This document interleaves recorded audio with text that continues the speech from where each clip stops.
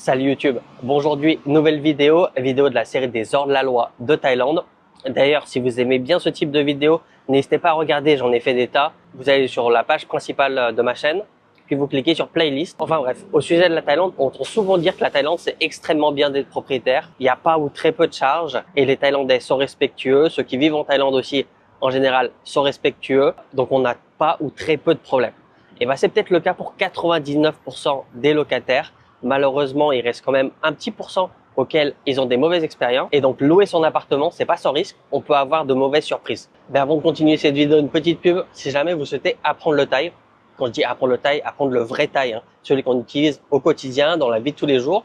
J'ai expliqué ma méthode complète en vidéo, étape par étape, comment j'ai fait pour arriver à ce niveau-là, comme vous avez pu le voir par exemple dans mes micro-trottoirs ou dans mes interviews en thaï. Si jamais vous voulez vous aussi apprendre le thaï, je vous mets un lien dans la description. Et comme d'habitude, si vous souhaitez toujours vous expatrier en Thaïlande et que vous avez besoin d'aide, d'accompagnement, d'avoir des réponses à vos questions, vous avez soit un guide vidéo complet pour l'expatriation en Thaïlande, soit la possibilité de faire un appel Calendly, donc un appel classique ou visio auquel vous pouvez me poser vos questions pendant 1 heure.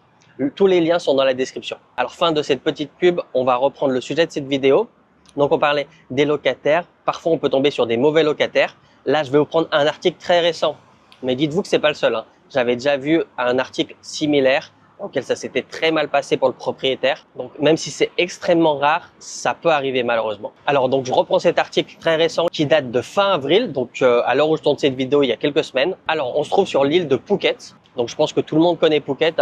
C'est une île touristique, une île paradisiaque. Beaucoup de personnes souhaitent y passer ses vacances et même souhaitent y vivre. C'est également la plus grande île de Thaïlande. Vous pouvez y retrouver un très grand aéroport international, venir de France jusqu'à Phuket, et également plusieurs centres commerciaux et plages paradisiaques, et aussi des montagnes. Enfin bref, c'est vraiment un endroit top pour le tourisme. Suite au Covid et à la guerre en Ukraine, l'île a été inondée de nouveaux expatriés et plus précisément, tout un tas de Russes et d'Ukrainiens s'y sont installés afin de fuir la guerre et également les restrictions de leur pays. Dans le lot, on y trouve une femme, une Ukrainienne, qui décide justement de s'installer à Phuket et plus précisément de louer son appartement, son condo, à Wichit. C'est un endroit plutôt pas mal, ça se trouve dans l'est de l'île. Vous êtes proche de la voie rapide qui descend jusqu'à Rawai et également pas très loin de Phuket Town. Donc c'est un endroit plutôt stratégique. Beaucoup moins de touristes parce que vous n'avez pas de belles plages. En général, les belles plages se trouvent plus du côté ouest. Donc c'est idéal si vous souhaitez vivre en immersion en Thaïlande et plus précisément à Phuket. Donc à cette époque-là, on est en 2024. Elle décide de louer ce condominium. Elle fait un contrat d'1 an. On est en avril 2024 même pour être un peu plus précis. Voilà, dites-vous un contrat d'1 an, c'est très commun en Thaïlande. C'est ce qui fait en général. Ça va être difficile de trouver des plus courts termes, surtout pour les condos. Parfois, vous pouvez trouver du 6 mois, parfois moins, mais c'est beaucoup plus difficile. Donc, elle est passée par un agent. Pareil, ça c'est quelque chose de totalement classique. En général, les propriétaires, ils souhaitent pas trop s'occuper de tout ça, perdre du temps avec la visite, faire du temps avec le contrat, discuter directement avec le locataire. Il demande à un agent de s'occuper de tout ça. Et l'agent, lui, comment il va gagner son argent? C'est parce qu'en fait, sur le contrat d'1 an, il va toucher 1 mois de loyer. Donc, cette femme ukrainienne fait la visite de l'appartement, elle trouve qu'il est pas mal, ça lui plaît. Et pour aménager, elle fait un virement de 3 loyers. Donc, le premier loyer d'avance, un loyer si elle a du retard à payer son loyer, et également un loyer qui va correspondre à la caution, par exemple pour les factures d'électricité, eau, etc. Donc ça, c'est vraiment pour les détails, mais en général, on dit 1 mois d'avance et 2 loyers de caution. Donc encore une fois, jusqu'à présent, c'est quelque chose de totalement normal pour ici en Thaïlande. Donc le contrat, je vous disais, il a été effectué en avril. En fait, il a été plus précisément effectué le 15 avril 2024 et il devait se terminer le 15 avril 2025. Mais on arrive à cette date du 15 et la locataire demande de rester plus longtemps. Elle a des choses à faire. Elle demande donc quelques jours supplémentaires et elle quittera le domicile finalement le 29 avril, soit 2 semaines après la fin de son contrat. Alors au début, elle avait annoncé son départ à 16h. Voilà, à 16h, je vais quitter les lieux. On se donne rendez-vous en bas du condo pour faire la remise des clés et la visite finale. Mais on aura vu que finalement, elle est partie 1 heure plus tôt. Elle est partie à 15h. Et elle envoie un message. J'ai mis les clés dans la poubelle. Le propriétaire trouve ça bizarre et elle décide de se déplacer directement à son condo pour faire l'état des lieux et voir ce qui s'est passé. Elle y va donc accompagnée d'une amie et en bas, elle récupère également les gens de la sécurité parce que voilà, elle trouve ça bizarre. Donc, ils décident de monter dans l'appartement pour voir s'il n'y a pas de dégâts et là, c'est le cauchemar.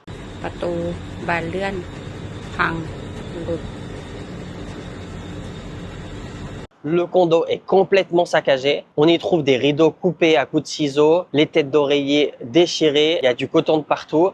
le matelas du lit déchiré, des tags sur les murs et un tag précisément qui retiendra l'attention de tout le monde, c'est écrit 32 000. Je vous expliquerai pourquoi ce chiffre retient l'attention. Mais c'est pas fini. Comme je vous disais, le condo est saccagé, il y a les câbles électriques arrachés, des déchets partout dans l'appart. D'après le propriétaire, les travaux sont estimés à plus de 350 000 bahts, soit un peu moins de 10 000 euros. Suite à ça, donc, elle fait un post sur Facebook. Elle met toutes les photos, elle raconte son histoire. Et dans les commentaires, il y a un tag qui écrit « Peut-être que ça a été fait car le propriétaire ne voulait pas rendre la caution ». Cette caution qui était justement à 32 000 bahts, soit 900 euros, comme le chiffre qu'on a vu écrit sur le mur. Auquel la propriétaire a tout de suite répondu que c'est pas vrai, qu'elle n'a jamais dit qu'elle allait pas rendre la caution, et même plus qu'elle aurait été dans ses droits de garder cette caution, parce que la locataire, elle n'a pas fait un préavis d'1 mois avant le départ du condo, ce qui était stipulé dans le contrat. Elle a rajouté qu'elle attendait justement les factures d'eau et d'électricité pour voir combien déduire de la caution avant de rendre cette caution. Sinon, sans ça, elle aurait jamais su exactement combien elle devait rendre. Mais bizarrement, ce chiffre 32 000 tagué sur le mur, ça a gardé l'attention de tout le monde. Même dans l'article du Tiger, on en parle. Et d'ailleurs, dans ce même article, il dit si le propriétaire comptait rendre l'argent, peut-être c'est l'agent qui voulait garder l'argent pour lui. Mais là, pour le moment, on n'a pas de réponse à ce sujet-là. Quoi qu'il en soit, la police intervient, décide de passer, faire un état des lieux, prendre des photos, ainsi que le témoignage du propriétaire, et donc ils seront à la recherche de cette Ukrainienne. Donc ça, tout ce que je vous ai dit jusqu'à présent, c'est les informations qu'on a eues au 1er mai. Mais quelques jours après, le 5 mai, on a une nouvelle information. L'Ukrainienne, en cette date du 5 mai, elle a toujours pas été retrouvée déjà. Autre fait, l'appartement était sous-loué. En fait, c'est une personne d'origine russe qui avait loué initialement le condo, ensuite qui l'a sous-loué à cette Ukrainienne. Et dans cet article, on voit que la police a fait un appel à témoins. Elle demande à l'Ukrainienne de se rendre et toute personne qui la connaisse de près ou de loin de donner des informations directement à la police. Car apparemment, l'Ukrainienne n'aurait pas quitté la Thaïlande. Et également, ils disent que si elle ne se rend pas directement à la police, ils vont engager des poursuites et il y aura un mandat d'arrêt contre elle.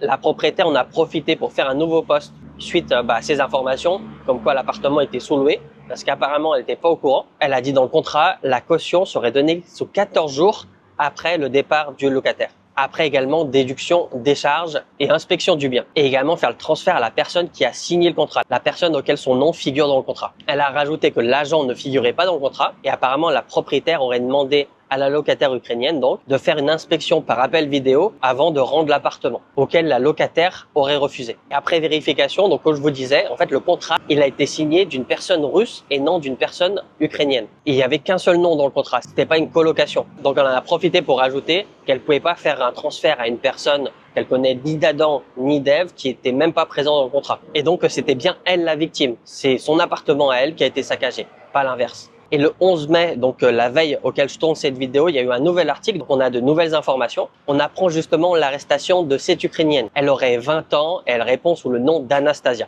Elle communique également sur la raison de ses actes.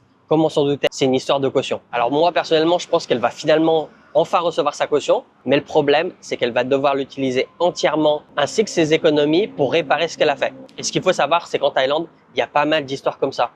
Comme quoi les propriétaires rendent pas la caution. J'ai des amis à qui ça arrivé, moi-même ça arrivé. Donc la première fois que ça m'est arrivé, c'était il y a très longtemps, c'était à Pattaya. J'avais pris un appartement d'1 mois, auquel il fallait juste faire le premier mois de loyer et 1 mois de dépôt, qui correspondait justement, comme je vous disais, à la déduction des charges et des dégâts de la chambre si jamais il y en a. Enfin bref, donc on arrive proche de ma date de départ.